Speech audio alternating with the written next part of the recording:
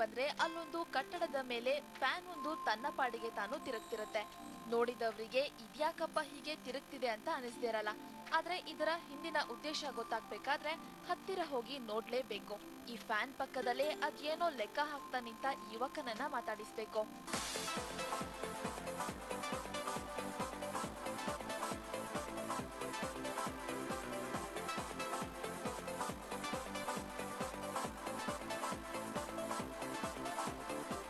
Technical problems ಕೆಲವು face ಆದವು ನನಗೆ. ಅದು ತುಂಬ ನಾನು ಕಷ್ಟ ಬಿದ್ದವನ್ನೆಲ್ಲ ಸಾಲ್ವ್ ಮಾಡಿ ಹೊಸ ಹೊಸಂಥ ಆವಿಷ್ಕಾರದಂಥ ಬೇರಿಂಗ್ಗಳನ್ನೆಲ್ಲ ಯೂಸ್ ಮಾಡಿದ್ದೀನಿ.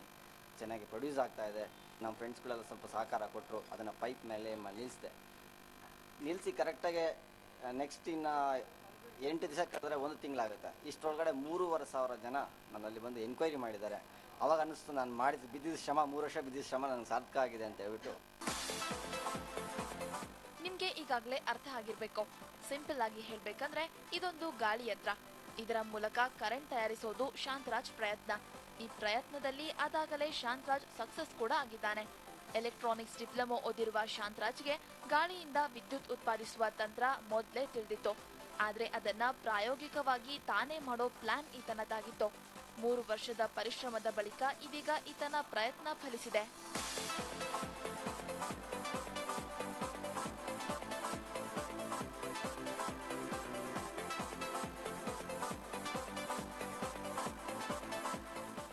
ಅಂದಹಾಗೆ ಶಾಂತರಾಜ್ನ ಗಾಳಿ ಯಂತ್ರಕ್ಕೂ ಈಗಾಗಲೇ ಚಾಲ್ತಿಯಲ್ಲಿರೋ ಗಾಳಿ ಯಂತ್ರಕ್ಕೂ ಒಂದಷ್ಟು ವ್ಯತ್ಯಾಸಗಳಿವೆ. ಚೈನಾ ತಂತ್ರಜ್ಞಾನದ ಇತರ ಯಂತ್ರಗಳಲ್ಲಿ 3 ಬ್ಲೇಡ್ನ ಫ್ಯಾನ್ ಬಳಸಲಾಗುತ್ತೆ. ಆದ್ರೆ ಇಲ್ಲಿ 2 ಬ್ಲೇಡ್ನ ಫ್ಯಾನ್ ಬಳಸಲಾಗಿದೆ. ಇದನ್ನ ನಾನ್ ಬ್ಯಾಲೆನ್ಸಿಂಗ್ ರೀತಿಯಲ್ಲಿ ಫಿಕ್ಸ್ ಮಾಡಲಾಗಿದೆ. ಸಾಮಾನ್ಯವಾಗಿ ಗಾಳಿ ಯಂತ್ರಕ್ಕೆ ಡೂಮ್ ಸ್ಟಾರ್ಟರ್ ಬಳಸಲಾಗುತ್ತೆ. ಆದ್ರೆ ಇಲ್ಲಿ ಫ್ಲಾಟ್ ಸ್ಟಾರ್ಟರ್ ಬಳಸಲಾಗಿದೆ. ಹೀಗಾಗಿ ಫ್ಯಾನ್ ಮತ್ತಷ್ಟು ಸಲೀಸಾಗಿ ತಿರುಗುತ್ತೆ. ಕೇವಲ 1.5 ಮೀಟರ್ ಪರ್ ಸೆಕೆಂಡ್ ವೇಗದಲ್ಲಿ ಗಾಳಿ ಬೀಸುತ್ತಿದ್ರೂ ಈ ಫ್ಯಾನ್ ತಿರುಗಿ ವಿದ್ಯುತ್ ಉತ್ಪಾದನೆ ಆಗುತ್ತೆ. ಆದರೆ ಚೈನಾ ತಂತ್ರಜ್ಞಾನದಲ್ಲಿ ಫ್ಯಾನ್ ತಿರುಗಲು 3 ಮೀಟರ್ ಪರ್ ಸೆಕೆಂಡ್ ವೇಗದಲ್ಲಿ ಗಾಳಿ ಬೀಸಲೇಬೇಕು. ಆದ್ರೆ ಫ್ಯಾನ್ ಅನ್ನ ನೆಲದಿಂದ 60 ಅಡಿ ಎತ್ತರದಲ್ಲಿ ಫಿಟ್ ಮಾಡಬೇಕು. ಇನ್ನು ಇಡೀ ಗಾಳಿ ಯಂತ್ರವನ್ನ ಶಾಂತರಾಜ್ ಅಭಿವೃದ್ಧಿಪಡಿಸಿದ್ದು ತಮ್ಮ ಗೆಳೆಯನ ವೆಲ್ಡಿಂಗ್ ಶಾಪ್ನಲ್ಲಿ. ಸ್ಟೇನ್ಲೆಸ್ ಸ್ಟೀಲ್ ಬಳಸಿ ಫ್ಯಾನ್ನ ಬ್ಲೇಡ್ಗಳನ್ನ ತಯಾರಿಸಲಾಗಿದೆ. ಉಳಿದಂತೆ ಬ್ಯಾಟರಿ, ರೆಕ್ಟಿಫೈಯರ್, ಟರ್ಬೈನ್ ಕಂಟ್ರೋಲರ್ ಮತ್ತು ಇನ್ವರ್ಟರ್ಗಳನ್ನ ಬಳಸಲಾಗಿದೆ. ಈ ಪ್ರಾಜೆಕ್ಟ್ ಆರಂಭಿಸುವ ವೇಳೆ ಗಾಳಿಯ ವೇಗವನ್ನ ಅಳೆಯುವ ಮಾಪಕ ಕೂಡ ಶಾಂತರಾಜ್ ಕೈಲಿರಲಿಲ್ಲ. ಆಗ ಇಲ್ಲೇ ಸುತ್ತಮುತ್ತಲಿದ್ದ ಕನ್ನಡ ಧ್ವಜಗಳ ಹಾರಾಟ ನೋಡ್ಕೊಂಡು ಗಾಳಿ ಯಾವ ಕಡೆ ಬೀಸ್ತಿದೆ ಅನ್ನೋದನ್ನ ಅಂದಾಜಿಸಿ ಶಾಂತರಾಜ್ ಕೆಲಸ ಮಾಡ್ತಿದ್ರು. ಗಾಳಿ ಯಂತ್ರದ ಮೂಲಕ ವಿದ್ಯುತ್ ಉತ್ಪಾದಿಸ್ತೀನಿ ಅಂತ ಇವರು ಹೇಳ್ತಿದ್ದಾಗ ಆರಂಭದಲ್ಲಿ ಗೆಳೆಯರೇ ಗೇಲಿ ಮಾಡ್ತಿದ್ರಂತೆ. ಈಗ ಅವರೇ ಮೂಗಿನ ಮೇಲೆ ಬೆರಳಿಟ್ಟಿದ್ದಾರೆ.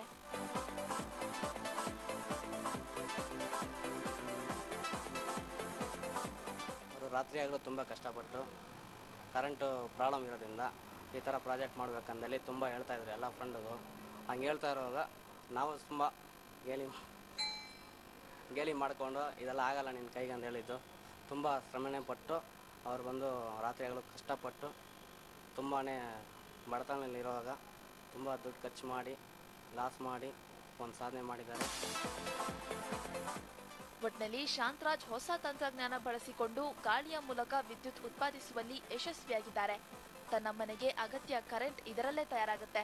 ಒಂದೆಡೆ ರಾಜ್ಯ ಸರ್ಕಾರ ವಿದೇಶಿ ತಂತ್ರಜ್ಞಾನ ಗಾಳಿ ಯಂತ್ರಗಳಿಗೆ ದೊಡ್ಡ ಮಟ್ಟದ ಬಂಡವಾಳ ಹೂಡಿದ್ರೂ ಅದರಿಂದ ನಿರೀಕ್ಷಿತ ಪ್ರಮಾಣ ವಿದ್ಯುತ್ ಉತ್ಪಾದನೆ ಆಗ್ತಿಲ್ಲ.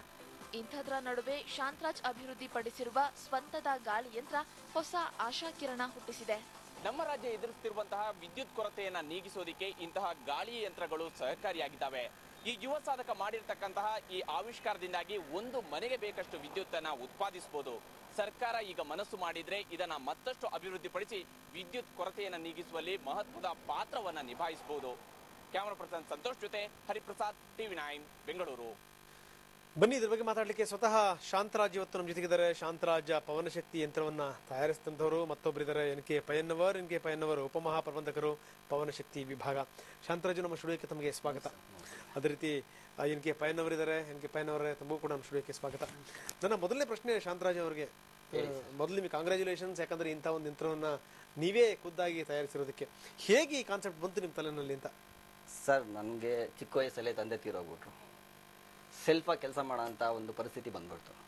ಸೊ ಗೋವಾಗೆ ಹೋದೆ. ಗೋವಾದಲ್ಲೂ ನನಗೆ ಸೆಟ್ ಆಗಿಲ್ಲ. ನಮ್ಮ ತಂದೆಯವರು ವಾಪಸ್ ರಿಟರ್ನ್ ಬಾ ಅಂತ ಹೇಳಿದ್ರು. ಮತ್ತು ಹಾಸ್ಪಿಟಲ್ ಏನಾರು ತೀರೋದು. ಯಾರ್ದೋ ಕೈ ಕೆಳಗಡೆ ಕೆಲಸ ಮಾಡೋಂಥ ಅನಿವಾರ್ಯ ಪರಿಸ್ಥಿತಿ ಬಂದ್ಬಿಡ್ತು. ಹಿಂಗೆ ಕೆಲಸ ಮಾಡ್ಕೊಂಡು ಹೋಗ್ತಾ ಇದೆ. ಡಿಪ್ಲೊಮಾ ಎಲೆಕ್ಟ್ರಾನಿಕ್ಸ್ ಮಾಡಿ ಈಗಿನ ಕಾಲದಲ್ಲಿ ನಾವು 3,000-4,000 ರೂಪಾಯಿ ಸಂಬಳ. ಇನ್ನು IT ಕಂಪ್ನಿಗಳು ಏನೂ ಬಂದಿರಲಿಲ್ಲ 97ರಲ್ಲಿ. ಇನ್ನು ಸ್ಟಾರ್ಟಿಂಗ್ ಇನ್ನು ಕಾಲಿಕ್ತಾ ಇದ್ವು. ಹೇಗೆ ನಾನು ಮುಂದುವರಿಯೋದು? ಇಷ್ಟು ಸಂಬಳದಲ್ಲಿ ತಾಯಿ ತಂಗಿ ಇವರೆಲ್ಲ ಇದ್ದರು. ಇವ್ರನ್ನೆಲ್ಲ ನೋಡಿಕೊಂಡು ನಾನು ಏನು ಮಾಡೋದು ಅಂತ ಯೋಚನೆ ಮಾಡಿ ಯಾವುದೋ ಒಂದು ಜಾಬನ್ನ ಮಾಡ್ಕೊಂಡು ಡ್ರೈವಿಂಗ್ ಜಾಬ್ಗೆ ಇಳಿದೆ ನಾನು. First of all bus driver ಆಗಿ, ಟೂರಿಸ್ಟ್ ಡ್ರೈವರ್ ಆಗಿ ನಾನು ಸಿದ್ಧಗಂಗಾ ಟ್ರಾವೆಲ್ಸ್ ಮತ್ತು ಬ್ಲೂ ಲೈನ್ಸ್ ಮತ್ತು ಗೋವಾದ ಪೋಲೋ ಟ್ರಾವೆಲ್ಸ್ ಇಲ್ಲಿ ಒಳ್ಳೆ ಹೆಸರು ಮಾಡ್ಕೊಂಡು ಇಲ್ಲಿ ಕೆಲಸ ಮಾಡ್ತಾ ಏನಾದರೂ ಒಂದು ಮಾಡಬೇಕು, ಮುಂದೆ ಮುಂದುವರಿಸ್ಬೇಕು ಅಂತ ಹೇಳ್ಬಿಟ್ಟು ಜೊತೆಯಲ್ಲಿ ರೆಫ್ರಿಜರೇಷನ್, ಥರ್ಮೋ ಕಂಟ್ರೋಲ್ಸು, ಬೇರೆ ಬೇರೆ ಮಿಷನರೀಸ್ನ ಪಾರ್ಟ್ ಟೈಮ್ ಆಗಿ ನೈಟಲ್ಲಿ ಗಾಡಿ ಓಡಿಸೋದು, ನೈಟ್ ಸರ್ವಿಸ್ ಮಾಡೋದು, ಡೇನಲ್ಲಿ ಇದು ರಿಪೇರಿ ಮಾಡ್ಕೊಂಡು ಈ ಥರ ಜೀವನ ಸಾಗಿಸ್ತಾ ಬಂದೆ. ಕೊನೆಗೆ ಏನಾಯಿತು, ಎಲ್ಲ ಫ್ರೆಂಡ್ಸ್ಗಳು ಬಯೋ ಶುರುವಾದರು. ನೀನು ಚಿಕ್ಕವನಿಂದ ಏನಾದರೂ ಮಾಡ್ತಾ ಇದೆಯಾ, ಏನಾದರೂ ಒಂದು ಮಾಡು ಅಂತ. ನಮ್ಮ ರಾಜ್ಯದಲ್ಲಿ, ದೇಶದಲ್ಲಿ ಕರೆಂಟಿನ ಅಭಾವ ತುಂಬ ಇದೆ. ಅದಕ್ಕೋಸ್ಕರ ನಾನು ಸೋಲಾರ್ ಸಿಸ್ಟಮಲ್ಲಿ ಏನಾದರೂ ಒಂದು ಆವಿಷ್ಕಾರ ಮಾಡೋಣ ಅಂತ ಹೊರಟೆ. ಅದು ಯೋಚನೆ ಮಾಡಿದ್ರೆ ಸೂರ್ಯ ಇರಬೇಕು, ಅದೆಲ್ಲ ಆಗಬೇಕು, ತೊಂದರೆ ಅದು ಅಂತ ಹೇಳ್ಬಿಟ್ಟು ವಿಂಡ್ ಎನರ್ಜಿನ ತೊಗೊಂಡೆ. ವಿಂಡ್ ಎನರ್ಜಿ ತೊಗೊಂಡ್ರೆ ಈಗ 3 ಮೀಟರ್ ಫಾರ್ ಸೆಕೆಂಡ್ಸ್ ಇದ್ರೆ ಮಾತ್ರನೇ ಈಗ ವಿಂಡ್ ಎನರ್ಜಿ ಚೈನಾದು ಅದೆಲ್ಲ ರನ್ ಆಗೋದು. ಸೊ ಇದರಲ್ಲಿ ಏನಾದರೂ ಒಂದು ಆವಿಷ್ಕಾರ ಮಾಡಿಬಿಟ್ಟು ಕಮ್ಮಿ ನಮ್ಮಲ್ಲಿ ಸಿಕ್ಕಂಥ ಎನರ್ಜಿಯಲ್ಲಿ ನಾವು ಉಪಯೋಗಿಸ್ಕೊಳ್ಳೋಣ ಅಂತ ಹೇಳ್ಬಿಟ್ಟು ಕೈ ಹಾಕಿದಾಗ ನನಗೆ ಒಂದು ಈ ಯಂತ್ರ ಒಂದು 3 ವರ್ಷದ ಪ್ರತಿಫಲದಲ್ಲಿ ಸ್ವಲ್ಪ ಸುಣ್ಣ ಆಗೋಗ್ಬಿಟ್ಟಿದ್ದೀನಿ ಸರ್. ಆ ಮಟ್ಟಕ್ಕೆ ತಂದು ಇದನ್ನು ನಿಲ್ಲಿಸಿದ್ದೀನಿ ನಾನು ಇಲ್ಲಿ. ಅಂತೂ ಬೆಳಕನ್ನು ಕಂಡ್ರಲ್ಲ ಲಾಸ್ಟಿಗೆ. ಅದು ಬೆಳಕು ಕಾಣೋಷ್ಟಕ್ಕೆ ಮನೆಯಿಂದ ಸುತ್ತ ಸ್ನೇಹಿತರಿಂದ ನಾನು ಅನುಭವಿಸಿರೋಂಥ ಇದು ಒಂದ್ ಕಡೆ ಅವರು ನನ್ನ ಏನ್ ಬೈದಿದ್ದಾರೆ ಅದು ಒಳ್ಳೇದಕ್ಕೇನೆ, ಇಲ್ಲ ಅಂತ ಹೇಳೋದಿಲ್ಲ. ಇವತ್ತು ಒಂದು ಈ ಕಾರಣಕ್ಕೆ ಬರೋದಕ್ಕೆ ಕಾರಣ ಅಲ್ಲ, ನನ್ನ ಸ್ನೇಹಿತರು ಅಂತಾನು ಹೇಳ್ಬೋದು. ಈಗ ಸಾಧಕರಿಗೆ ಟೀಕೆಗಳು ಅತ್ಯಂತ ಸಹಜ. ಇಲ್ಲ, ಟೀಕೆಗಳಿಂದನೂ ನಾವು ಬುದ್ಧಿ ಕಲ್ತ್ಕೋಬಹುದು. ನಿಜ ನಿಜ, ಒಳ್ಳೆ ಮಾತನ್ನು ಹೇಳಿದ್ರಿ. ಮತ್ತಷ್ಟು ನಿಮ್ಮ ಜೊತೆ ನಾನು ಮಾತಾಡ್ತೀನಿ. ಪಯನ್ನವ್ರು ಏನ್ ಹೇಳ್ತೀರಿ ಶಾಂತರಾಜ್ ಅವರ ಸಾಧನೆಗೆ? ಶಾಂತರವರ ಸಾಧನೆಯನ್ನು ನಾನು ಇವಾಗ ತಮ್ಮ ಟಿವಿ ಮುಖಾಂತರ ನಾನು ನೋಡಿದೆ, ಮತ್ತು ಇವತ್ತು ಬೆಳಗ್ಗೆ ತಮ್ಮ ಟಿವಿ ಮುಖಾಂತರ ನನಗೆ ಕಾಂಟ್ಯಾಕ್ಟ್ ಮಾಡಿ ಹೇಳಿದಾಗ ನನಗೆ ತುಂಬ ಮೆಚ್ಚುಗೆ ಆಯಿತು. ಮತ್ತು ನಮ್ಮ ಇಲಾಖೆ ಪರವಾಗಿ ಮತ್ತು ನನ್ನ ಪರವಾಗಿ ಅವರಿಗೆ ನಾನು ಅಭಿನಂದನೆ ಸಲ್ಲಿಸ್ತೀನಿ. ಯಾಕೆಂದರೆ ಈ ಟೆಕ್ನಾಲಜಿ ಆ್ಯಕ್ಚುಲಿ ನಮ್ಮಲ್ಲಿ ಇದೆ ಆ್ಯಕ್ಚುಲಿ. ಸೊ ಇವ್ರು ಏನು ಮಾಡಿದ್ದಾರೆ, ಹೊಸ ಒಂದು ನವೀನ ಒಂದು ಬ್ಲೇಡ್ ಎಲ್ಲ ಡಿಸೈನ್ ಮಾಡಿದ್ದಾರೆ. ಡಿಸೈನ್ ಮಾಡಿ ತಮ್ಮದೇ ಆದಂಥ ಒಂದು ಇನೋವೇಷನ್ ಸ್ಟೈಲ್ನಲ್ಲಿ ಅದನ್ನು ಗಾಳಿಯಲ್ಲಿ ಇರುವಂಥ ಒಂದು ಶಕ್ತಿಯನ್ನು ಉಪಯೋಗಿಸಿ, ಹೆಚ್ಚಿನ ಪ್ರಮಾಣದಲ್ಲಿ ಶಕ್ತಿ ಉಪಯೋಗಿಸಿ ಜನರೇಟರ್ಗೆ ಕನೆಕ್ಟ್ ಮಾಡಿರೋದ್ರಿಂದ ಜನರೇಟರ್ ಫಾಸ್ಟಾಗಿ ರೋಟೇಟ್ ಆಗ್ತಾ ಇದೆ. ಯಾಕಂದರೆ ಕಡಿಮೆ ವಿಂಡ್ ಸ್ಪೀಡ್ ಇರೋದ್ರಿಂದ ಈಗೆಲ್ಲ ಸಿಟಿಯಲ್ಲೆಲ್ಲ ಏನಾಗುತ್ತೆ, ಗ್ರೌಂಡ್ ಲೆವೆಲ್ ಮತ್ತು ಬಿಲ್ಡಿಂಗ್ ಆ್ಯಂಡ್ ಅಬೋವ್ ಏನಾಗುತ್ತೆ, ಗಾಳಿ ಪ್ರಮಾಣ ಸ್ವಲ್ಪ ಕಡಿಮೆ ಇರುತ್ತೆ. ಬಿಲ್ಡಿಂಗ್ ಅಬೋವ್ ಆದಾಗ ಸ್ವಲ್ಪ ಗಾಳಿ ಪ್ರಮಾಣ ಚೆನ್ನಾಗಿರುತ್ತೆ. ಸೊ ಅಲ್ಲಿ ಅಂಥ ಒಂದು ಕಡಿಮೆ ಗಾಳಿ ಪ್ರಮಾಣ ಇದ್ರೂ ಕೂಡ ಅದು ವರ್ಕ್ ಆಗ್ತಾ, ತುಂಬ ಚೆನ್ನಾಗಿ ವರ್ಕ್ ಆಗ್ತಾ ಇದೆ ನೋಡಿದ್ರೆ ನಿಜಕ್ಕೂ ನನಗೆ ತುಂಬ ಸಂತೋಷ ಆಯಿತು. ಮತ್ತು ಇದು ಅದರಲ್ಲಿ ಇನ್ನೂ ಏನು ಸಂಶೋಧನೆ ಮಾಡಿ ಇನ್ನೂ ಇಂಪ್ರೂವ್ಮೆಂಟ್ ಮಾಡಬೇಕು ಅಂತದ್ದು ನಾವು ಪುನಃ ಪ್ರತ್ಯಕ್ಷ ನೋಡಿ ನಾವು ಇನ್ನೂ ಸಲಹೆ ಕೊಡ್ಬೋದು ಅವರಿಗೆ. ಓಕೆ, ಮತ್ತಷ್ಟು ನಿಮ್ಮ ಜೊತೆ ನಾನು ಚರ್ಚೆ ಮಾಡ್ತೀನಿ. ಸಣ್ಣ ಬ್ರೇಕ್ ನಂತರ ಚರ್ಚೆ ಮುಂದುವರಿಯುತ್ತೆ.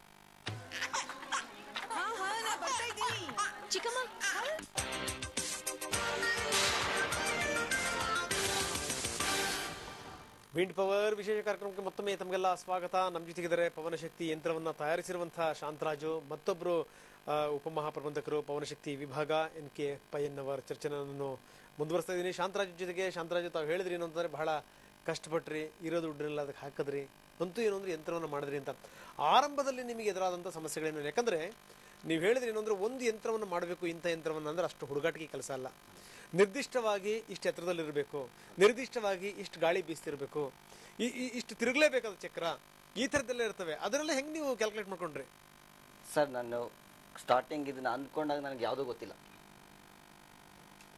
ಈಗ ಅಂದ್ಕೊಂಡ ದಿವಸ ನನಗೆ ಅಂದ್ಕೊಂಡು ಒಂದು ತಿಂಗಳು ಅದು ಗೊತ್ತಿಲ್ಲ. ನನ್ನ ಸ್ನೇಹಿತರನ್ನೆಲ್ಲ ನಾನು ಕೂತ್ಕೊಂಡು ನಾನು ಚರ್ಚೆ ನಡೆಸಿದಾಗ ಅವ್ರು ಹೇಳಿದ್ರು, ಒಬ್ಬೊಬ್ರು ಒಂದೊಂದು ಕ್ಯಾಲ್ಕುಲೇಷನ್. ಯಾಕೆಂದರೆ ನಾವು ಬೆಂಗಳೂರು ಬಿಟ್ಟು ಆ ಕಡೆ ಹೋಗೋರಲ್ಲ, ಅಥವಾ ಇಂಟರ್ನೆಟ್ ಮುಂದೆ ಕೂರೋರಲ್ಲ ನಮ್ಮ ಸ್ನೇಹಿತರುಗಳೆಲ್ಲ. ಯಾಕೆಂದರೆ ಒಬ್ಬ ಮೊಬೈಲ್ ಮೆಕ್ಯಾನಿಕ್ಕು ವೇಣು ಅಂತ, ಅಥವಾ ನಾಗೇಶ್ ಅಂತ ಇರ್ಬೋದು, ಅವ್ರು ಬಂದು ಫ್ಯಾಬ್ರಿಕೇಷನ್ಸು, ಇವರೆಲ್ಲ ಈಗಿದ್ದಾರೆ. ಇವರೆಲ್ಲ ಏನು ಮಾಡಿದ್ರು, ಇದ್ರ ಬಗ್ಗೆ ಒಂದು ವರದಿಯಿಂದ ತೊಗೊಳೋಣ, ಯಾರ್ಯಾರು ಸಿಗ್ತಾರೆ ಅಂತ. ಸಿಕ್ಕಿದವ್ರನ್ನೆಲ್ಲ ನಾವು ಕೇಳ್ತಾ ಬಂದ್ವಿ, ವಿಂಡ್ ಅಂದರೆ ಏನು, ಇದು ಪ್ರೆಷರ್ ಅಂದರೆ ಏನು ಅಂತ. ಸೊ ಅವಾಗ ಎಲ್ಲರೂ ಒಂದೊಂದು ಅವ್ರಿಗೆ ತಿಳಿದಂಥದ್ದು ಹೇಳ್ಕೊಬಂದರು. ಅದನ್ನೆಲ್ಲ ನಾನು ಕ್ರೋಢೀಕರಿಸಿ ಇದೊಂದನ್ನು ನಾನು ಸ್ಟಾರ್ಟ್ ಮಾಡಿ ಬಂದ್ಬಿಟ್ಟು ಇಲ್ಲಿ ಕರೆಕ್ಟಾಗಿ 3 ವರ್ಷ ಆಗಿದೆ. ಸ್ಟಾರ್ಟ್ ಮಾಡಿದಾಗ ನನ್ನ ಕೈಲಿ ಕೇವಲ 10,000 ಬಿಟ್ಟರೆ ಇನ್ನೇನು ಇಲ್ಲ. ಕೆಲಸ ಬಿಡಬೇಕು, ಕೆಲಸ ಇದು ಮಾಡಬೇಕು, ನೈಟು ಹೋಗೋಕ್ಕಾಗಲ್ಲ. ಡೇ ಎಲ್ಲ ಸಾಮಾನುಗಳು ಹೋಗೋದು, ಮಾರ್ಕೆಟ್ಗೆ ಹೋಗೋದು, ಒಂದೊಂದು ಸಾಮಾನು ಎತ್ಕೋರೋದು ಎಲ್ಲ ಅದಕ್ಕೆ ಅದು ಮ್ಯಾಚ್ ಆಗಲ್ಲ, ತಿರ್ಗಿ ಎತ್ತಿ ಬಿಸಾಕೋದು. ಅಲ್ಲ, ಹೆಂಗೆ ಇಂಥದನ್ನೇ ಬಳಸಬೇಕು ಅಂತ ಹೆಂಗೆ ಗೊತ್ತಾಯ್ತು ನಿಮಗೆ ಅಂತ? ಅಂದರೆ ನಾನು ಡಿಪ್ಲೊಮಾ ಓದಿರೋದ್ರಿಂದ, ಈಗ DC ಮೋಟರ್ಸ್ ಎಲೆಕ್ಟ್ರಾನಿಕ್ಸ್ ಮಾಡೋದ್ರಿಂದ ಈ ಕೆಲವು ಥಿಯರಿಗಳು ಗೊತ್ತಿದೆ. ಆ ಥಿಯರಿಗಳನ್ನ ಯಾವ ರೀತಿಯಾಗಿ ನಾವು ಈಸಿಯಾಗಿ ಬಳಸ್ಕೋಬೋದು ಅಂತ ಯೋಚನೆ ಮಾಡಿ ಅದಕ್ಕೆ ತగ్గಂತಹ ವಸ್ತುಗಳನ್ನ ನಾನು ಹೊಂದಿಸ್ಕೊಂಡು ಇದೊಂದು ಯಂತ್ರವನ್ನು ನಾನು ತಯಾರಿಸಿದ್ದೀನಿ.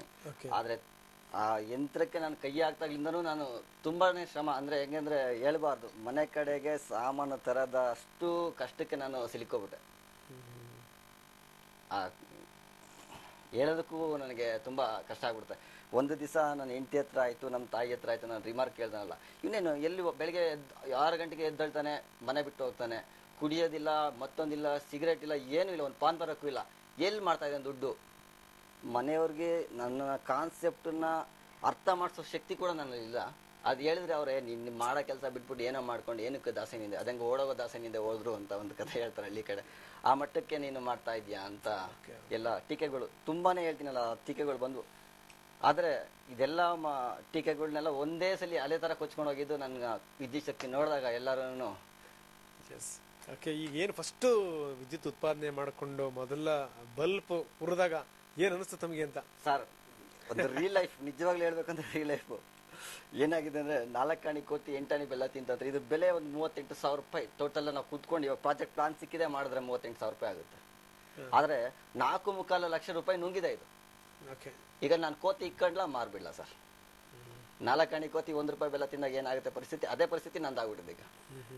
ಇದು ಒಂದು ವಿಂಡ್ ಇವತ್ತು ಬೆಲೆ, ಇದ್ರ ಬೆಲೆ ಅಂದ್ರೆ 4.25 ಲಕ್ಷ ಅಂತ ಹೇಳ್ಬೇಕು ನಾನು. ಯಾಕಂದ್ರೆ ಟ್ರಯಲ್ ಅಂಡ್ ಬೇಸಿಸ್ ಎಲ್ಲ ಇಷ್ಟ ಆಗಿ ಕೂತ್ಕೊಂಡಿದೆ. ಅಲ್ಲ, ಬಟ್ ಏನೇ ಆಗ್ಲಿ, ಏನು ಅಂತಂದ್ರೆ ಇಷ್ಟೆಲ್ಲ ಆದ್ಮೇಲೂ ಕೂಡ ನೀವು ಕೋತಿನ ಇಟ್ಕೋಬೇಕು ಮಾರ್ಬೇಕು ಅಂದ್ರೆ ಆಂಜನೇಯನಿಗೂ ಕೂಡ ಪವನ ಅಂತಾರೆ. ಆ ಪವನ ಶಕ್ತಿನೇ ನೀವು ಮೇಳಸ್ಕೊಂಡ್ಬಿಟ್ರಿ. ಪವನನ್ನ ತಂದೆನೆ ನಾನು ಕಾಪಾಡಿರೋದು, ಹನುಮಂತರಾಯನ ತಂದೆನೆ ನನ್ನ ಇವತ್ತು ಓಕೆ, ಈಗ ಏನಂದ್ರೆ ಎಷ್ಟು ಉತ್ಪಾದನೆ ಮಾಡತ್ತಂಗಾದ್ರೆ ಒಂದು ದಿನಕ್ಕೆ ಇದು? ಸರ್, ನಮ್ಮ ವಿಂಡ್ ಏನು ವೆಲಾಸಿಟಿ ಪ್ರೆಸರ್ ಏನಿದೆ ಅದ್ರ ಮೇಲೆ ಇದು ಡಿಪೆಂಡ್ ಆಗುತ್ತೆ. 1 ಕಿಲೋವ್ಯಾಟ್ ಎವರಿ, ಎಷ್ಟೇ ಲೋ ವಿಂಡ್ ಇದ್ರು for second 3 centimetre for second ಇದ್ರೆ ಎವರಿ 3 ಅವರ್ಸ್ 1 ಕಿಲೋವ್ಯಾಟ್ ಸಿಗುತ್ತೆ sir. Every 3 hours? 3 hours. Okay, ಏನಂತೀರಿ ಪೈನವರ್? ಅವರು ಹೇಳೋದು ಸತ್ಯವಾಗಿದೆ. ಯಾಕಂದ್ರೆ ಗಾಳಿ ಪ್ರಮಾಣ ಹೇಗಿರುತ್ತೆ ಅದಕ್ಕೆ ಅನುಗುಣವಾಗಿ ಅದು ಪವರ್ ಉತ್ಪಾದನೆ ಮಾಡುತ್ತೆ. ಈಗ ನಮ್ಮಲ್ಲಿ ಒಂದು ಗಾಳಿ ಬೇಯಿಸುವಂಥ ವೇಗವನ್ನು ನಾವು ಚಾರ್ಟ್ ಮಾಡಿ ನೋಡಿದಾಗ 24 ಗಂಟೆಯಲ್ಲಿ 8 ಅವರ್ಸ್ ಏನಿರುತ್ತಲ್ಲ ಅಷ್ಟು ವಿದ್ಯುತ್ತನ್ನು ಆ ಮಷೀನಿಂದ ಉತ್ಪಾದನೆ ಮಾಡಬಹುದಾಗಿದೆ. ಅಂದರೆ ಅವರೇಜ್ 30% ಪ್ಲಾಂಟ್ ಲೋಡ್ ಫ್ಯಾಕ್ಟರ್ ಅಂತ ಹೇಳ್ತೀವಿ ನಾವು ಅದಕ್ಕೆ. ಅಂದರೆ ಏನು ಇನ್ಸ್ಟಾಲ್ ಮಾಡಿದಂಥ ಒಂದು ಸಾಮರ್ಥ್ಯ ಇದೆಯಲ್ಲ, ಅದು ಒಂದು ವರ್ಷದಲ್ಲಿ ಆಗ್ಬೋದು ಅಥವಾ ಒಂದು ದಿವಸದಲ್ಲಿ ಆಗ್ಬೋದು, 30% ಆಫ್ ದಿ ಇನ್ಸ್ಟಾಲ್ಡ್ ಕೆಪಾಸಿಟಿ ಅದು ಜನರೇಟ್ ಆಗುತ್ತೆ. ಅಂದರೆ ಸುಮಾರಾಗಿ 1 ಕಿಲೋವ್ಯಾಟ್ ಇರೋದ್ರಿಂದ ಇದು ಒಂದು ದಿವಸದಲ್ಲಿ ಸುಮಾರಾಗಿ 6 ರಿಂದ 7 ಕಿಲೋವ್ಯಾಟ್ ಅವರ್ಸ್ ಜನರೇಟ್ ಆಗುತ್ತೆ. ಇದರಿಂದ ಮನೆಯಲ್ಲಿ ಒಂದು 10 ಟ್ಯೂಬ್ಲೈಟ್ಸ್ ಕೂಡ ಯೂಸ್ ಆಗುತ್ತೆ, ಮತ್ತು 10 ಟ್ಯೂಬ್ಲೈಟ್ ಯೂಸ್ ಮಾಡ್ಬೋದು, ಮತ್ತು ಟಿವಿ ಕೂಡ ಯೂಸ್ ಮಾಡ್ಬೋದು, ಫ್ಯಾನ್ ಕೂಡ ಯೂಸ್ ಮಾಡ್ಬೋದು. ಆ ಥರ ಒಂದು ವಿದ್ಯುತ್ ಉತ್ಪಾದನೆ ಮಾಡುವಂಥ ಒಂದು ಸಾಮರ್ಥ್ಯ ಈ ಮಷೀನ್ದಲ್ಲಿದೆ. ಓಕೆ, ಸೊ ಅಂತೂ ಏನು ಅಂದರೆ ಒಂದು ಇಲಾಖೆ ಮಾಡಬೇಕಾಗಿದ್ದನ್ನು ಒಬ್ಬ ನುರಿತ ತಜ್ಞರು ಮಾಡಬೇಕಾದ್ದನ್ನು ಒಬ್ಬ ಸಾಮಾನ್ಯ ಹುಡುಗ ಮಾಡ್ಬಿಡಿ ಏನಾಗಾದ್ರೆ ನಿಜವಾಗ್ಲೂ ಇದು ಪ್ರಶಂಸಾರ್ಹವಾದಂಥ ಒಂದು ಅವ್ರದ್ದು ಪ್ರಯತ್ನ. ಯಾಕೆಂದರೆ ಯಾವುದೇ ಒಂದು ಹೊಸ ವಸ್ತು ಇನ್ವೆಂಟ್ ಮಾಡಬೇಕಾದ್ರೆ ಲಾಟ್ ಆಫ್ ನ್ಯೂ ಡೈಮೆನ್ಷನ್ ಬರುತ್ತೆ ಅಲ್ಲಿ, ಯಾವ ಥರ ಮಾಡಬೇಕು ಹೇಗೆ ಅಂತ. ಮತ್ತು ಅವರು ಬೇಸಿಕಲಿ ಡಿಪ್ಲೊಮಾ ಎಲೆಕ್ಟ್ರಾನಿಕ್ಸ್ ಇರೋದ್ರಿಂದ ಆಮೇಲೆ ಅವರು ಈ ಫೀಲ್ಡಲ್ಲಿ ಸ್ಪೇರ್ ಪಾರ್ಟ್ಸ್ ಬೇರೆ ಬೇರೆ ಕಂಪ್ನಿಗಳಿಗೆಲ್ಲ ಕೊಡುವಾಗ ಅವ್ರಿಗೆ ಒಂದು ಹೇಗೆ ಮಾಡಬೇಕನ್ನೋ ಒಂದು ಪ್ಲ್ಯಾನ್ ಬಂದಿದೆ. ಸೊ ಮಾಡಿದ್ದಾರೆ, ಅವರು ಕ್ರೂರವಾಗಿ ಮಾಡಿದರೂ ಕೂಡ ಸಮೂರ್ ಇಂಪ್ಲಿಮೆಂಟ್ ಅದರಲ್ಲಿ ಮಾಡುವಂಥ ಸಾಧ್ಯತೆ ಇದೆ. ಬಹಳ ಒಳ್ಳೆ ಮಾತನ್ನು ಹೇಳಿದ್ರಿ ಪೈನವರು. ಅವ್ರು ಹೇಳೋ ಪ್ರಕಾರ ಅಂತಂದ್ರೆ 1 ಕಿಲೋವ್ಯಾಟನ್ನು ಏನಾದರೂ ಇದು ಮಾಡಿದ್ರೆ ಇವರು 3 ಗಂಟೆಗೆ 1 ಕಿಲೋವ್ಯಾಟ್ ವಿದ್ಯುತ್ ಉತ್ಪಾದನೆ ಆಗುತ್ತೆ ಅನ್ನುವಂಥ ಒಂದು ಮಾತನ್ನು ಹೇಳಿದ್ರು. 1 ಕಿಲೋವ್ಯಾಟ್ಗೆ ನಿಮ್ಗೆ ಆಶ್ಚರ್ಯ ಅನಿಸ್ಬೋದು, 100 ವ್ಯಾಟ್ಸ್ನ 10 ಬಲ್ಬ್ಗಳನ್ನ ಉರಿಸ್ಬೋದು. ಇಲ್ಲ ಅಂತಂದ್ರೆ ಆ ಟ್ಯೂಬ್ಲೈಟ್ ನೀವು ಉರಿಸ್ತೀರ ಅಂತಂದ್ರೆ 30 ಟ್ಯೂಬ್ಲೈಟನ್ನ ನೀವು ಉರಿಸ್ಬೋದು. ಜೊತೆಗೆ 7 ಫ್ಯಾನ್ಗಳನ್ನ ಚಲಾಯಿಸ್ಬೋದು. ಇಲ್ಲ ಅಂದ್ರೆ 10 ಟಿವಿಗಳನ್ನ ಆನ್ ಮಾಡಿದ್ರೆ ಅಷ್ಟು ಪವರ್ ಸಾಕಾಗುತ್ತೆ. ಇವ್ರು ಹೇಳೋ ಪ್ರಕಾರ 3 ಗಂಟೆಗೆ 1 ಕಿಲೋವ್ಯಾಟ್ ಅಂತಂದ್ರೆ ಹೆಚ್ಚು ಕಡಿಮೆ ಒಂದು 8 ಕಿಲೋವ್ಯಾಟ್ ಒಂದು ದಿನಕ್ಕಾಗುತ್ತೆ. ಇದ್ರ ಪ್ರಕಾರ 8 ಕಿಲೋವ್ಯಾಟ್ ಅಂದ್ರೆ ಆಯ್ತು ಅಂತಂದ್ರೆ ನೀವು 80 ಬಲ್ಬ್ಗಳನ್ನ ಉಪಯೋಗಿಸ್ಬೋದು. ಅದು 100 ವ್ಯಾಟ್ದು. 240 ಟ್ಯೂಬ್ಲೈಟ್ಗಳನ್ನ ನೀವು ಬೆಳಗಿಸ್ಬೋದು. 56 ಫ್ಯಾನ್ಗಳನ್ನ ಚಲಾಯಿಸ್ಬೋದು. ನಿಮ್ಗೆ ಆಶ್ಚರ್ಯ ಅನಿಸ್ಬೋದು, 80 ಟಿವಿಗಳನ್ನ ನೀವು ನೋಡಬಹುದು. ಇಷ್ಟೊಂದು ಪವರ್ನ ಒಬ್ಬ ಸಾಮಾನ್ಯ ಯುವಕ ತನ್ನೆಲ್ಲ ಶಕ್ತಿನ ವಿನಿಯೋಗಿಸಿ ಮಾಡ್ತಾನೆ ಅಂದ್ರೆ ನಿಜಕ್ಕೂ ಗ್ರೇಟ್. ಮತ್ತಷ್ಟು ಚರ್ಚೆನ ಮುಂದುವರಿಸ್ತೀನಿ ಒಂದು ಸಣ್ಣ ಬ್ರೇಕ್ ನಂತರ. ವಿಂಡ್ ಪವರ್ ವಿಶೇಷ ಕಾರ್ಯಕ್ರಮಕ್ಕೆ ಮತ್ತೊಮ್ಮೆ ತಮಗೆಲ್ಲ ಸ್ವಾಗತ. ಬಹುತೇಕ ನಾವು ಚರ್ಚೆಯ ಕೊನೆಯ ಹಂತವನ್ನು ತಲುಪಿದ್ದೀವಿ. ಬನ್ನಿ ಮತ್ತೆ ನಾನು ಚರ್ಚೆ ಮಾಡ್ತಾ ಇದ್ದೀನಿ ಶಾಂತರಾಜು ಜೊತೆಗೆ. ಶಾಂತರಾಜು ನಿಮಗೆ ಪವನ ಪುತ್ರ ಅಂತಲೇ ಕರಿಬೇಕನ್ನೋ ನಾವು, ಯಾಕಂದ್ರೆ ಒಂದು ದೊಡ್ಡ ಸಾಧನೆಯನ್ನು ಮಾಡಿದಿರಿ ಅನ್ನೋದ್ರಿ.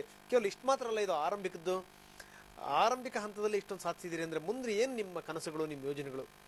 ಈಗ ನಾನು ಹಿಂದೆ ಏನು ನಡೆಸ್ಕೊಂಡು ಹೋಗ್ತಾ ಇದ್ದೀನಿ ಕೆಲಸಗಳನ್ನೆಲ್ಲ ಬಿಟ್ಟು ಇದ್ರ ಬಗ್ಗೆನೇ ಒಂದು ಕಾನ್ಸೆಪ್ಟ್ ಇಟ್ಕೊಂಡು, ಇದು ವಿಂಡು ಅಂದರೆ ಶಾಂತ ಅಂದರೆ ವಿಂಡು ಅನ್ನೋ ಮಟ್ಟಕ್ಕೆ ನಾನು ಹೋಗ್ಬೇಕು ಅಂತ ಇದ್ದೀನಿ. ಇದಕ್ಕೆ ಸರ್ಕಾರದವ್ರು ಎಲ್ಲ ಸವಲತ್ತುಗಳನ್ನ ಕೊಟ್ಟು, ಯಾಕೆಂದರೆ ನಾನೊಬ್ಬ ಬಡವ ಟೋಟಲ್ ಆಗಿ ಹೇಳಬೇಕು ಅಂದರೆ ನನಗೆಲ್ಲ ಸವಲತ್ತುಗಳು ಸಿಕ್ಕಿದ್ದೆ ಆದರೆ ನನ್ನ ಜೀವನೇ ಅದರಲ್ಲಿ ಇಟ್ಕೊಂಡು ಪ್ರತಿ ಹಳ್ಳಿಗೂ ಅವರೇ ಮಾಡ್ಕೊಳೋ ಅಂತ ಮಟ್ಟದಕ್ಕೆ ಇದನ್ನು ತಂದು ನಿಲ್ಲಿಸ್ಬೇಕು ಅನ್ನೋದು ನನ್ನ ಒಂದು ಮುಖ್ಯ ಉದ್ದೇಶ. ಅಂದರೆ ಯಾಕೆಂದರೆ ದುಡ್ಡು ಮಾಡ್ಬೋದು ಹೋಗ್ಬೋದು, ಆದರೆ ಎಷ್ಟೋ ವಿಜ್ಞಾನಿಗಳು ಏನೇನೋ ಕಂಡಿಡ್ಬಿಟ್ಟು ಸತ್ತೋಗ್ಬಿಟ್ಟಿದ್ದಾರೆ. ಅವ್ರ ಬಾಡಿ ಸತ್ತಿದೆ ಅಷ್ಟೇ, ಅವ್ರ ಹೆಸರು ಸತ್ತಿಲ್ಲ. ಆ ಶಾಂತನ ಹೆಸರು ಹಂಗೆ ಉಳಿಬೇಕನ್ನೋದು ಅಷ್ಟೇ ಬಿಟ್ಟರೆ ಬೇರೆ ಇನ್ನೇನು ನನಗೆ ಶ್ರೀಮಂತಿಗೆ ಬಗ್ಗೆ ನನಗೇನು ಆಸಕ್ತಿ ಇಲ್ಲ. ಇಲ್ಲ ಸರ್ಕಾರದವರೇ ನನಗೆ ಯಾವ ರೀತಿಯಲ್ಲಿ ಸೌಲಭ್ಯ ಕೊಡಿ, ಅವ್ರ ಹತ್ರ ನಾನು ಕೆಲಸ ಬೇಕಾದ್ರೆ ಮಾಡ್ತೀನಿ. ಇದನ್ನು ಇದೇ ಕೆಲಸಕ್ಕೆ ಕೇವಲ 3,000 ಸಂಬಳ ಕೊಡಿ ಸಾಕು, ನಾನು ನಡೆಸ್ಕೊಂಡು. ಎಂತ ಮಾತು ಹೇಳಿದ್ರಿ ಶಾಂತರಾಜ್? ನನಗಿಲ್ಲ 10,000 ಬೇಕಿಲ್ಲ, ಯಾಕೆಂದರೆ ಇದರಲ್ಲಿ ನನ್ನ ಹೆಸರಿದೆ. ಒಬ್ಬ ಕರ್ನಾಟಕದವನು ಹುಡುಗ ಈ ಮಟ್ಟಕ್ಕೆ ಮಾಡಿದ್ದಾನೆ ಅನ್ನೋದು ನನಗೆ ಸಾಕು. ಆನಂದದ ಮುಂದೆ ನನಗೆ ಅವ್ರ ಸಂಬಳಗಳು ನನಗೇನು ಲೆಕ್ಕಕ್ಕೆ ಬರೋದಿಲ್ಲ. ಇದು ಮುಂದುವರ್ಸ್ಕೊಂಡು ಹೋಗ್ಬೇಕು ಅಂತ ನಮ್ಮ ಸ್ನೇಹಿತರುಗಳು ಕೂಡ ಎಲ್ಲ ಪಣ ತೊಟ್ಟು, ಓಕೆ, ನನ್ನ ಒಂದು 8-10 ಜನ ಸ್ನೇಹಿತರು ಇದಕ್ಕೆ ಬಹಳ ಶ್ರಮನೇ ಬಿದ್ದುಬಿಟ್ಟಿದ್ದಾರೆ. ಈಗ ಪವನಶಕ್ತಿ ವಿಭಾಗದವರು ಸರ್ಕಾರಕ್ಕೆ ಲೆಕ್ಕದಲ್ಲಿ ಸಂಬಂಧಪಟ್ಟಿರುವಂಥವ್ರು ಯಾವ ಪಯನ್ನವ್ರು ಇದ್ದಾರೆ, ಕೇಳೋಣ. ಏನು ಸರ್, ಈಗ ಅವ್ರು ಹೇಳ್ತಾ ಇದ್ದಾರೆ ಏನು ಅಂದರೆ, ನಿಜಕ್ಕೂ ನನ್ನನ್ನು ಬಳಸ್ಕೊಳ್ಳಿ, ನಾನು ಖಂಡಿತವಾಗ್ಲೂ ಹಳ್ಳಿಗೆ ವಿದ್ಯುತ್ ಬರಂಗ್ ಮಾಡ್ತೀನಿ, 3,000 ರೂಪಾಯಿ ಸಂಬಳ ಕೊಟ್ಟರೆ ಸಾಕು ಅನ್ನುವಂಥದ್ದು. ಸೊ ಒಟ್ಟಾರೆಯಾಗಿ ಪವನಶಕ್ತಿ ಯಂತ್ರ ತಯಾರಿಕೆಗೆ ಜೊತೆಗೆ ಇಂಥ ತಯಾರಕರಿಗೆ ತಮ್ಮ ಇಲಾಖೆಯಿಂದ ಏನಾದರೂ ಬೆಂಬಲ ಸಿಗಬಹುದಾ ಅಂತ? ರಿಯಲಿ ಅವ್ರು ಏನು ಹೇಳಿದರೆ ರಿಯಲಿ ವೆರಿ ಗ್ರೇಟ್ ಎಕ್ಸ್ಪ್ರೆಷನ್ ಅವ್ರು ಮಾಡಿದ್ದಾರೆ. ಸೊ ಇಂಥ ಒಂದು ನಮ್ಮ ಇಲಾಖೆ ವತಿಯಿಂದ ಹೇಳಬೇಕಂತಂದರೆ, ನಮ್ಮದು ಕರ್ನಾಟಕ ನವೀಕರಿಸಬಹುದಾದ ಇಂಧನ ಅಭಿವೃದ್ಧಿ ನಿಯಮಿತ ಯಾವುದು ಹೊಸ ಯೋಜನೆಗಳಿದ್ದರೆ ಅದನ್ನು ಸಪೋರ್ಟ್ ಕೂಡ ಮಾಡ್ತೀವಿ. ಆಮೇಲೆ ಯಾವುದು ಆಲ್ರೆಡಿ ಚಾಲ್ತಿಯಲ್ಲಿ ಇದೆಯಲ್ಲ ಅದನ್ನು ನಾವು ಮುಂದುವರ್ಸ್ಕೊಂಡು ಹೋಗ್ತೀವಿ. ಸೊ ಏಕೆಂದರೆ ನಾವು ರಿನ್ಯೂಯಬಲ್ ಎನರ್ಜಿಗೆ ಜಾಸ್ತಿ ನಾವು ಒತ್ತು ಕೊಟ್ಟರೆ ಏನಾಗುತ್ತೆ, ವಾತಾವರಣದ ಇದು ಗ್ಲೋಬಲ್ ವಾರ್ಮಿಂಗ್ ಅಂತ ಏನು ಹೇಳ್ತೀವಿ, ಅದನ್ನು ತಡೆಯಲ್ಲಿ ನಮ್ಮ ಕಾಂಟ್ರಿಬ್ಯೂಷನ್ ಇದೆ. ನಮ್ಮಲ್ಲಿ ಅಂದರೆ ವಾಟ್ ಎವರ್ ಮಿನಿಮಮ್ ಕಾಂಟ್ರಿಬ್ಯೂಷನ್ ನಾವು ಮಾಡಬೇಕಾಗಿದೆ, ಅದನ್ನು ನಾವು ಪ್ರಯತ್ನ ಮಾಡ್ತಾ ಇದ್ದೀವಿ. ಈಗ ಹೊಸ ಈ ಥರ ಇನ್ನೋವೇಷನ್ ಮಾಡಿದರೆ ಡೆಫಿನೆಟ್ಲಿ ನಮ್ಮ ಇಲಾಖೆ ಬಿಟ್ಟು ಕೇಂದ್ರ ಸರ್ಕಾರದಲ್ಲಿ ಬದಲಿ ಇಂಧನ ಮೂಲಗಳ ಮಂತ್ರಾಲಯ ಅಂತ ಕೂಡ ಇದೆ, ಅಲ್ಲಿ ಹೊಸ ಇಲಾಖೆ ಕೂಡ ಇದೆ. ಆ ಇಲಾಖೆ ಮುಖಾಂತರ ನಾವು ಇದಕ್ಕೆ ಪ್ರಾಜೆಕ್ಟ್ಗೆ ಫೈನಾನ್ಷಿಯಲ್ ಸಪೋರ್ಟ್ ಕೂಡ ನಾವು ಕೊಡಿಸಲಿಕ್ಕೆ ಪ್ರಯತ್ನ ಮಾಡ್ಬೋದು. ಸೊ ಈ ಹೊಸ ಇನೋವೇಷನ್ಸ್ ಏನಾಗಿದೆ, ಯಾಕಂದರೆ as well said in English, idea need not originate in the crown building ಅಂತೆ. ಸೊ ಆ ರೀತಿ ಇದಕ್ಕೆ ಕೆಸರಿನಲ್ಲಿ ಅರಳಿದಂಥ ಕಮಲದ ಅಂತ ಹೇಳಿದರೆ ನಾನು ತಪ್ಪಾಗಲಾರ್ದು. ಯಾಕಂದರೆ ಅಷ್ಟೊಂದು ಚೆನ್ನಾಗಿ ಅವರು, ನಾನು ಇಲ್ಲಿ ದೂರದರ್ಶನದಲ್ಲೇ ನೋಡಿದೆ, ನಾನು ಇವಾಗ ತುಂಬ ಸಂತೋಷವಾಯಿತು. ಯಾಕಂದರೆ ಅಷ್ಟು ಚೆನ್ನಾಗಿ ನೀವು ವಿಜುವಲೈಸೇಷನ್ ಹ್ಯಾಸ್ ಬಿನ್ ಶೋನ್, ಅಷ್ಟು ಚೆನ್ನಾಗಿ ತೋರಿಸಿದ್ದೀರಾ. ಸೊ ನಾವು ಕೂಡ ನಮ್ಮ ಇಲಾಖೆಯಿಂದ ಯಾವ ರೀತಿ ಅವ್ರಿಗೆ ಸಹಾಯ ಮಾಡಬೇಕು ಅನ್ನೋದು ಡೆಫಿನೆಟ್ಲಿ ನಾವು ಸಹಾಯ ಮಾಡಲಿಕ್ಕೆ ಮುಂದೆ ಬರ್ತೀವಿ. ಓಕೆ, ಏನು ಅನಿಸ್ತಿದೆ ಶಾಂತರಾಜು, ಪಯನ್ನವ್ರ ಮಾತು ಕೇಳಿ? ತುಂಬ ಸಂತೋಷ ಆಗ್ತಾ ಇದೆ ಸರ್. ಇಷ್ಟು ಸಹಕಾರ ಕೊಟ್ಟರೆ ಸಾಕು. ನಾನು ಮುಂದೆ ಕೇಳ್ತೀನಲ್ಲ, ಕಾಲಿಲ್ದಿದ್ರು ಕುಂಡ್ಕೊಂಡು ಹಾಗಾದ್ರೂ ಈ ಕೆಲಸ ಮಾಡಿ ಮುಗಿಸ್ಬೇಕು ಅನ್ನೋದು ನನ್ನ ಒಂದು ಆಸೆ. ಓಕೆ, ದೊಡ್ಡ ಪ್ರಮಾಣದಲ್ಲಿ ಮಾಡಬೇಕು ಅಂತೀರಿ? ಖಂಡಿತವಾಗಿನೂ. ಎಷ್ಟು ಪ್ರಮಾಣದಲ್ಲಿ ಸರ್? ಒಂದು ಇನ್ನು ಈಗ ಸ್ವಿಟ್ಜರ್ಲ್ಯಾಂಡ್ಸ್ ಏನು ಚಿತ್ರದುರ್ಗದ ಬೆಟ್ಟದ ಮೇಲೆ ಇದೆ, ಹೌದು, ಆ ಥರ ನಾನು 2-3 ಜಾಗಗಳನ್ನ ಪತ್ತೆ ಮಾಡಿದ್ದೀನಿ. ನಮ್ಮ ಈ ತುಮಕೂರು ಈ ಸೈಡು ನಾನೇ ಸ್ವಂತ ಸರ್ವೆ ಮಾಡಿದ್ದೀನಿ. ವಿಂಡ್ ಮಿಷನ್ಗೆ ನಾನು ಯಾವ ಥರ ಅಂದರೆ ಪದ್ದಿದ್ದು ಒಡವೆ ಇಟ್ಬಿಟ್ಟು ಇದು ಅನಿಮೋಮೀಟರ್ ತರಿಸ್ಕೊಂಡು ಅಲ್ಲೆಲ್ಲ ಹೋಗಿ ಚೆಕ್ ಮಾಡಿದಾಗ ಒಂದು 6-7 ಸೆಂಟಿಮೀಟರ್/ಸೆಕೆಂಡ್ ಅಷ್ಟು ವಿಂಡ್ ಸ್ಪೀಡ್ ಸುಮ್ಮನೆ ವೇಸ್ಟಾಗಿ ಹೋಗ್ತಾ ಇದೆ, ವ್ಯರ್ಥವಾಗಿ ಹೋಗ್ತಾ ಇದೆ. ಕೆಲವು ಬೆಟ್ಟಗಳು ಮಧ್ಯದಲ್ಲಿ ವಿಸ್ತಾರವಾದ ಯಾವುದೇ ಫಾರೆಸ್ಟ್ ಅಡ್ಡಿ ಇಲ್ಲ, ಏನಿಲ್ಲ ಅಂತ ಜಾಗದಲ್ಲಿ ಒಂದು ಎಲ್ಲ ಸ್ನೇಹಿತರುಗಳು ಸೇರ್ಕೊಂಡು ಇವಾಗ ನಾನೇ ಮಾಡ್ತಾ ಇರೋದ್ರೆ ದೊಡ್ಡ ಪ್ರಮಾಣದಲ್ಲಿ ಮಾಡಿ ಅಲ್ಲಿ ಸ್ಥಾಪಿಸಬೇಕು ಅಂತ ನನಗೆ ತುಂಬಾ ಸರಿ ಒಪ್ಕೊಂಡೆ. ಇದೆಲ್ಲದರ ಜೊತೆಗೆ ಶಾಂತರಾಜ್, ಏನಂದ್ರೆ ಈಗ ನೀವೇನು ಇದನ್ನ ತಯಾರಿಸ್ತಾ ಇದೀರಿ, ಈಗ ಪವನ ವಿದ್ಯುತ್ತನ್ನ ಹೆಂಗ್ ಶೇಖರಿಸ್ತಾ ಇದೀರಿ ಅದನ್ನ? ಸರ್, ಇದನ್ನ ನಾವು AC ಉತ್ಪಾದನೆ ಆಗುತ್ತೆ, ಅದನ್ನ ರೆಕ್ಟಿಫೈರ್ ಮುಖಾಂತರ ಮತ್ತೆ DC ಮಾಡಿ ಬ್ಯಾಟ್ರಿಯಲ್ಲಿ ಶೇಖರಣೆ ಮಾಡ್ತೀವಿ. ಓಕೆ, ಈ ಬ್ಯಾಟ್ರಿಯಲ್ಲಿ DC ಆಗಿ ಶೇಖರಣೆ ಮಾಡಿದ್ನ ಇನ್ವರ್ಟರ್ ಮೂಲಕ ಮತ್ತೆ AC ಆಗಿ ಕನ್ವರ್ಟ್ ಮಾಡಿ ಯೂಸ್ ಮಾಡ್ತೀವಿ. ಅಂತೂ ಈಗ ಅದೆಲ್ಲ ವ್ಯವಸ್ಥೆ ಮಾಡ್ಕೊಂಡಿರಿ ಹಾಗಾದ್ರೆ? ಹೌದು ಸರ್. ಇನ್ನು ಅಂತೂ ನಿಮ್ಮ ನಿರಂತರವಾದಂಥ ಪ್ರಯತ್ನ ಮುಂದುವರಿಯುತ್ತೆ ಹಾಗಾದ್ರೆ. ಜೊತೆಗೆ ಏನಂದ್ರೆ ಹಳ್ಳಿಯ ಮನೆಗೂ ಕೂಡ ಇಂಥದ್ದೊಂದನ್ನು ಅಳವಡಿಸಬೇಕು ಅನ್ನುವಂಥ ಒಂದು ದೊಡ್ಡ ಕನಸು ನಿಮ್ದು. ಹೌದು ಸರ್. ಓಕೆ ಶಾಂತರಾಜು, ನಿಮ್ಮ ಕನಸು ಸಾಕಾರ ಆಗಲಿ, ನೀವು ಇದ್ರೆ ಈ ನಿಟ್ಟಿನಲ್ಲಿ ಇನ್ನು ಹೆಚ್ಚೆಚ್ಚು ಸಾಧನೆ ಮಾಡಲಿ. ಇಲ್ಲಿ ತನಕ ಬಂದ್ಬಿಟ್ಟು ಸಾಕಷ್ಟು ನಮ್ಮ ಜೊತೆ ಮಾತಾಡಿದ್ರೆ ಶಾಂತರಾಜು, ತಮಗೆ ಧನ್ಯವಾದಗಳು. ಅದೇ ರೀತಿ ಪಯನ್ನವರೇ, ತಾವು ಕೂಡ ಒಂದು ಒಳ್ಳೆಯ ಒಂದು ಆಶಾವಾದದ ಮಾತನ್ನು ಹೇಳಿರಿ ಏನು ಅಂತಂದ್ರೆ, ಇಂಥ ಯುವಕರಿಗೆ ನಾವು ಬೆಂಬಲ ಕೊಡ್ತೀವಿ ಅನ್ನುವಂಥದ್ದು. ಯಾಕಂದ್ರೆ ನಿಮ್ಮ ಇಲಾಖೆಯ ಕಾನ್ಸೆಪ್ಟು ಕೂಡ ಅದೇನೇನೆ, ಮನೆಗೆ ವಿದ್ಯುತ್ ತಲುಪಿಸಬೇಕು, ಅದು ಏನು ಅಂತಂದ್ರೆ ನವೀಕರಿಸಬಹುದಾದಂತ ಇಂಧನ ವ್ಯವಸ್ಥೆ, ಅದನ್ನು ಇದು ಮಾಡಬೇಕು ಅಂತ. ಸೊ ಅಂತೂ ಇಂಥ ಯುವಕರನ್ನ ಈ ದೃಷ್ಟಿಯಿಂದ ನೋಡಿದಾಗ ಅದು ಖಂಡಿತವಾಗಲೂ ಅದು ಸಾಕಾರ ಆಗುತ್ತೆ. ನಿಮ್ಮ ಇಲಾಖೆ ಕೂಡ ಒಂದು ಹೆಲ್ಪ್ ಮಾಡುತ್ತೆ ಅನ್ನೋ ಮಾತನ್ನು ಹೇಳಿದ್ರಿ. ಓಕೆ ಪಯನವ್ರು, ಇಲ್ಲಿ ತನಕ ಬಂದ್ಬಿಟ್ಟು ಸಾಕಷ್ಟು ನಮಗೆ ಚರ್ಚೆ ಮಾಡಿದ್ರಿ, ತಮಗೂ ಕೂಡ ಧನ್ಯವಾದಗಳು. ನಮಸ್ಕಾರ. ಶಾಂತರಾಜ್ ಅವರ ಮಾತನ್ನ ಕೇಳಿದ್ರೆ, ಅವರು ನಿಜಕ್ಕೂ ಕಡು ಬಡವರು, ಆದ್ರೆ ಬುದ್ಧಿನಲ್ಲಿ ಮಾತ್ರ ಅವರಿಗೆ ಬಡತನ ಇಲ್ಲ, ಬೌದ್ಧಿಕ ಶಕ್ತಿನಲ್ಲಿ ಅವರಿಗೆ ಬಡತನ ಅನ್ನುವಂಥದ್ದು ಇಲ್ವೇ ಇಲ್ಲ. ಹೀಗಾಗಿ ಏನಂದ್ರೆ ಏನಾದ್ರೂ ಒಂದು ಸಾಧನೆ ಮಾಡಬೇಕು ಅಂತ ಅವ್ರು ಹೇಳ್ತಾರೆ. ಏನು ಅಂದ್ರೆ ನಿಜವಾದ ಒಂದು ಸಮಾಜದ ದೃಷ್ಟಿ, ಸಾಮಾಜಿಕ ದೃಷ್ಟಿಕೋನ ಇದೆ ಅಂದ್ರೆ ಅದು ಶಾಂತರಾಜ್ಗೆ. ನನಗೆ 3,000 ರೂಪಾಯಿ ಸಂಬಳ ಕೊಡಿ ಸಾಕು, ಹಳ್ಳಿಯ ಮನೆಗೆ ಇದನ್ನ ಅಳವಡಿಸ್ಲಿಕ್ಕೆ ನನ್ನ ಕೈಲಾದಂತಹ ಪ್ರಯತ್ನ ಮಾಡ್ತೀನಿ ಅಂತ ನವೀಕರಿಸಬಹುದಾದ ಇಂಧನದ ಬಗ್ಗೆ ಸರ್ಕಾರ ಬಹಳಷ್ಟು ಮಾತಾಡುತ್ತೆ, ಜೊತೆಗೆ ಸರ್ಕಾರಿ ಅಧಿಕಾರಿಗಳು ಕೂಡ ಇದ್ದಾರೆ, ಅವರು ಕೂಡ ಸಾಕಷ್ಟು ಹೇಳಿದ್ರು. ಆದರೆ ನಮ್ಮ ಯುವಕರ ಶಕ್ತಿ ಏನಿದೆ ಅದೇ ನವೀಕರಿಸಬಹುದಾದಂಥ ಇಂಧನ. ಸೊ ಇಂಥ ಯುವಕರ ಇಂಧನವನ್ನ ಶಕ್ತಿನ ಬಳಸ್ಕೊಂಡ್ರೆ ಖಂಡಿತವಾಗ್ಲೂ ಭಾರತ ಬೆಳಕನ್ನು ಕಾಣಲಿಕ್ಕೆ ಸಾಧ್ಯ ಅಂತ ಹೇಳ್ತಾ ವಿಶೇಷ ಕಾರ್ಯಕ್ರಮನ ಮುಗಿಸ್ತಾ ಇದ್ದೀನಿ. ನಿರಂತರ ಸುದ್ದಿಗಾಗಿ ನೋಡ್ತಾ ಇರಿ ಟಿವಿ9.